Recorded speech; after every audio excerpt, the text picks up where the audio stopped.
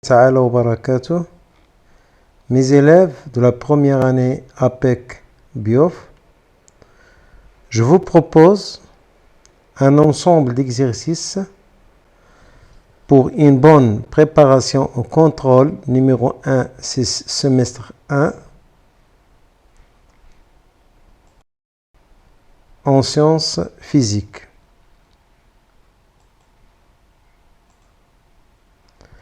Exercice numéro 1. Répondre par vrai ou faux. L'eau occupe les 3/4 de la surface de la Terre. On a cette image qui est l'image du globe terrestre.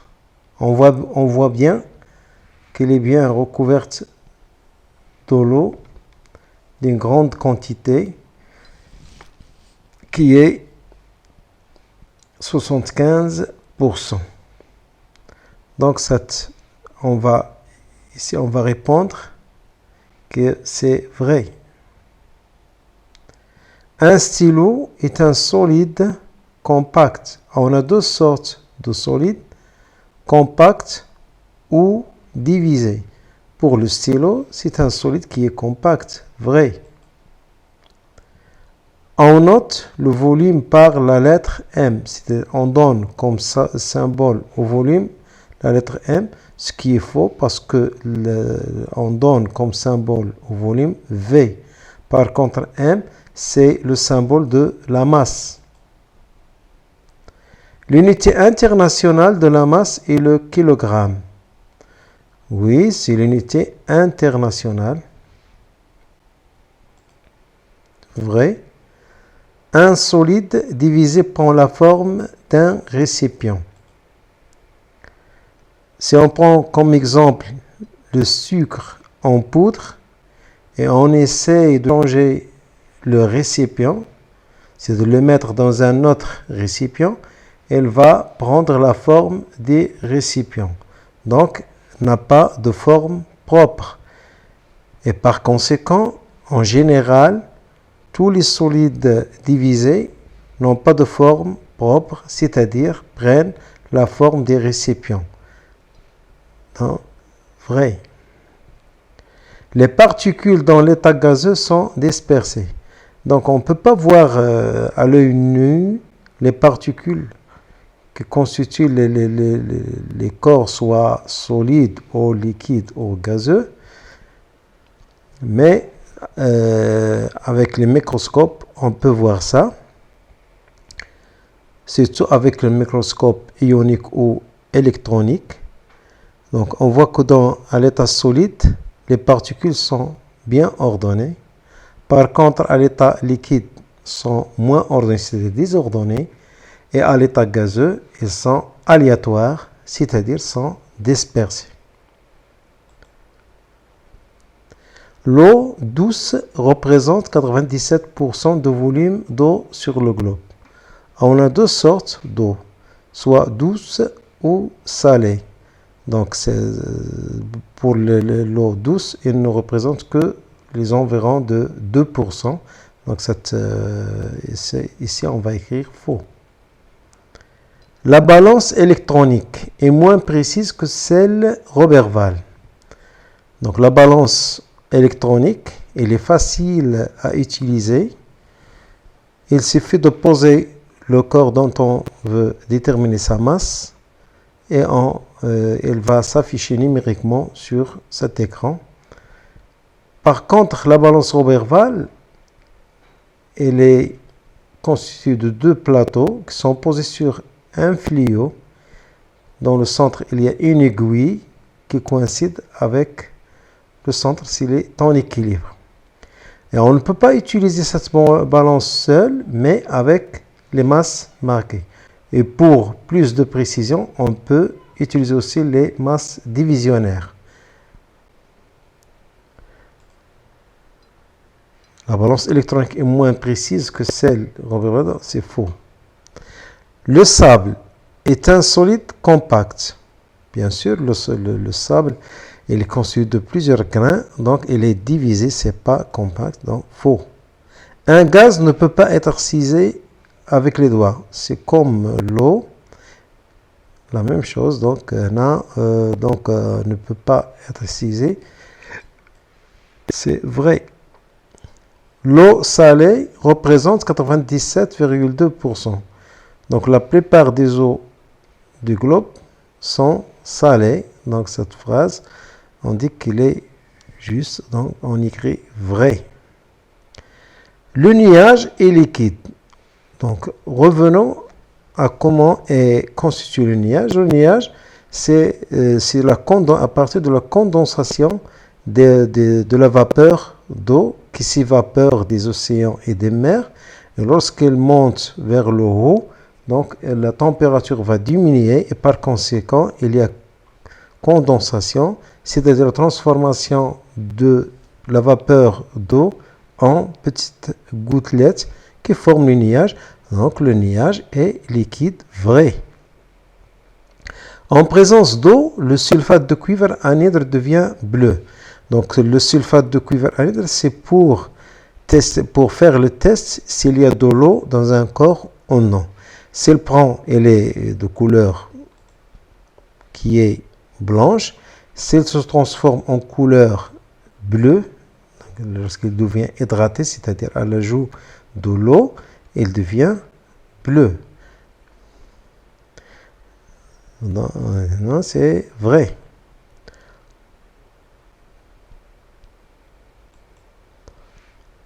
On passe à la deuxième question. C'est la conversion, c'est-à-dire on va convertir ces valeurs qui sont exprimées en unité de capacité, on va les convertir en unité de volume. On va faire appel au tableau qui rassemble les deux unités, l'unité de volume et l'unité de capacité. On va poser le 5 sur la case du litre et le 2 ici. Donc on va trouver que 25 litres, c'est 25 décimètres cubes. En général, 1 décimètre cube égale 1 litre. 18 centilitres. On va poser le 8 ici, le 1 ici, pour arriver jusqu'au centimètre cube, qui est aussi le millilitre. Donc, on va ajouter un 0 ici. Donc, ça va donner 180 centimètres cubes. 1 centimètre cube égale 1 millilitre. Maintenant, on va faire la conversion entre les unités de masse. On a 1 gramme en milligrammes. 1 gramme en milligrammes, on va ajouter les 3 zéros. Donc, c'est-à-dire que 1 gramme égale 1000 milligrammes. Pour 10 kg en grammes, on sait bien qu'un kilogramme égale 1000 grammes. Donc, 10 kg égale 10 000 grammes. Ici, on va poser le 0 ici, le 1. On va ajouter 3 zéros jusqu'à la case des grammes. Donc, c'est 10 000 grammes. La question numéro 3. Dessinez pour chaque cas la surface libre de l'eau. On sait bien que la surface libre de l'eau, lorsqu'elle est stable, elle est plane et horizontale. Donc, à partir de ce point, on va tracer une ligne qui est plane et horizontale. La même chose ici, malgré que le récipient est incliné. L'exercice numéro 2. Complétez les phrases suivantes par propre ou volume, océan ou l'espace qu'il occupe, gaz, récipient. Le plus grand réservoir d'eau sur Terre se trouve bien sûr, dans les océans et les mers. Les liquides prennent la forme qui les contient, c'est-à-dire des récipients. Voilà. Les solides divisés n'ont pas de la forme, bien sûr, propre. C'est-à-dire ils prennent la forme des récipients. Le mètre cube est une unité de... Le mètre cube, c'est l'unité de volume, bien sûr. Occupe tout l'espace qui lui est offert. Donc, c'est le gaz. Hein, le gaz occupe tout l'espace qui lui est offert. Le volume d'un corps représente. Donc, c'est comme on a la définition du volume. Donc, le volume d'un corps représente l'espace qu'il occupe.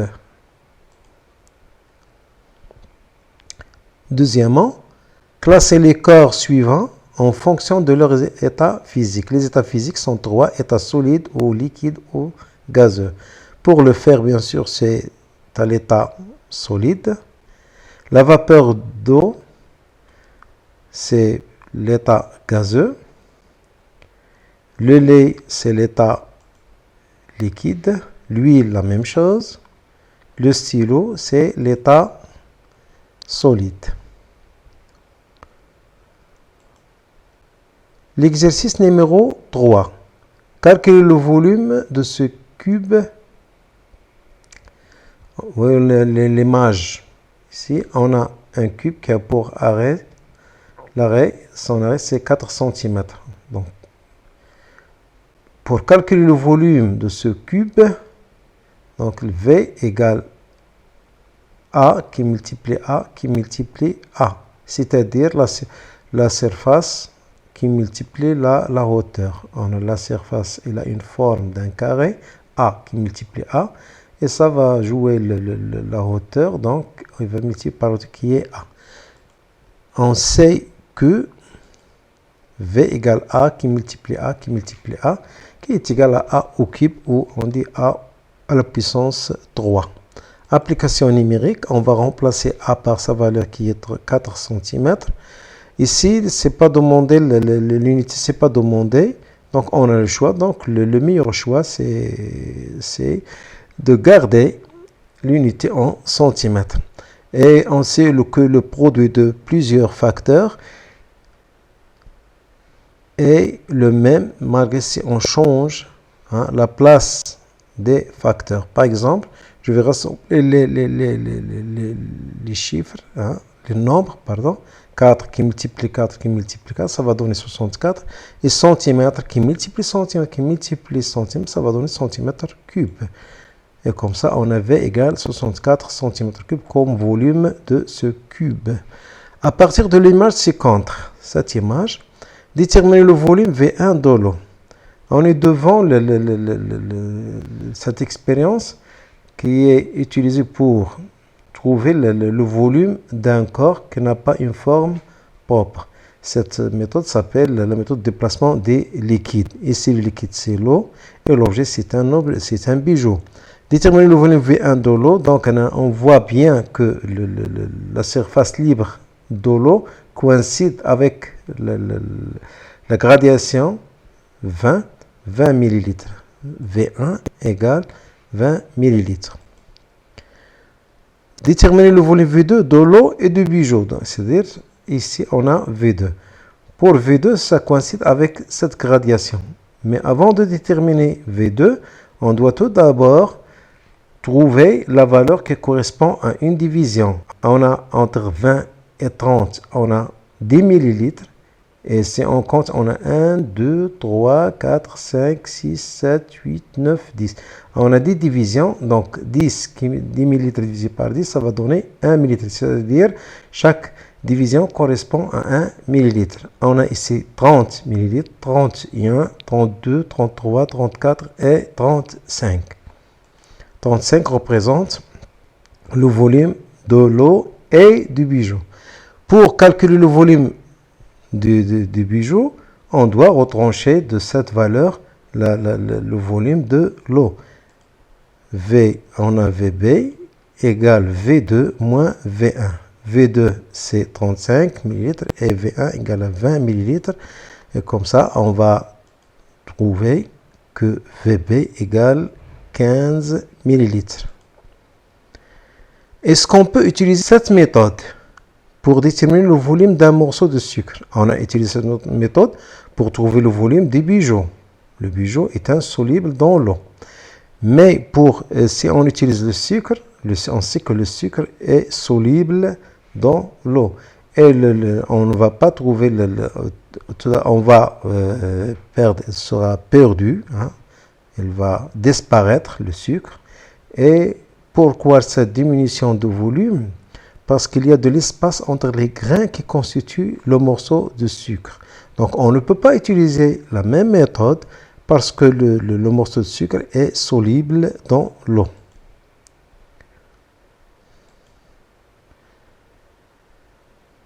Donc, pour utiliser cette méthode, il faut bien faire attention. Il faut que l'objet ou le corps qu'on veut trouver son volume, il soit insoluble dans le liquide qu'on utilise. Exercice numéro 4. On réalise les pesées suivantes. Calculer en kilogrammes. Donc ici c'est bien précis avec l'unité kilogramme. La masse des poulets. Donc on a le poulet dans l'un des plateaux. Ici on a une balance Roberval. Ici on a les masses marquées. Donc la masse du poulet c'est la somme des masses marquées. M égale 1 kg plus 1 kg plus 100 g. On est obligé de convertir 100 g en kilogrammes. C'est-à-dire que 100 g égale 0,1 kg. Si on fait la somme maintenant, on va trouver que M égale 2,1 kg. À partir de l'image 50, c'est cette image, quelle est la masse M1 du récipient vide? C'est la dernière pesée. On trouve que il y a dans le plateau, on ne trouve que le récipient vide. Donc la masse de ce récipient, c'est 150 g. Directement. Pour pour la masse M2, qui est la masse des récipients vides et l'objet C, c'est la deuxième pesée. Donc, la masse de l'ensemble, qui est le récipient vide et le corps C, c'est 177 grammes.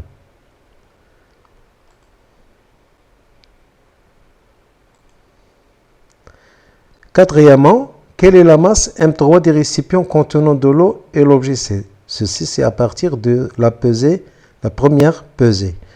Donc, la masse de cet ensemble, hein, qui est le récipient vide, l'eau et le corps C, c'est 280 grammes. On a trouvé que M1 égale 150 grammes, M2 égale 177 grammes. Dans la question 5, ce qui est demandé, c'est de trouver la masse du corps ou de l'objet C, qui est MC. Donc, on va prendre ces deux masses, on essaie de annuler, c'est-à-dire retrancher la masse du récipient vide. Il va rester la masse du corps C. C'est-à-dire MC égale M2 moins M1.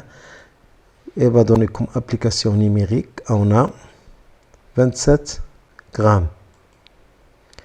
Calculer la masse ME, qui est la masse de l'eau contenue dans le récipient. Donc, on va prendre cette masse, qui est 280 grammes. On va retrancher la masse du récipient vide et du corps C, qui est 177 grammes. ME égale M3 moins M2. Ça va donner 103 grammes.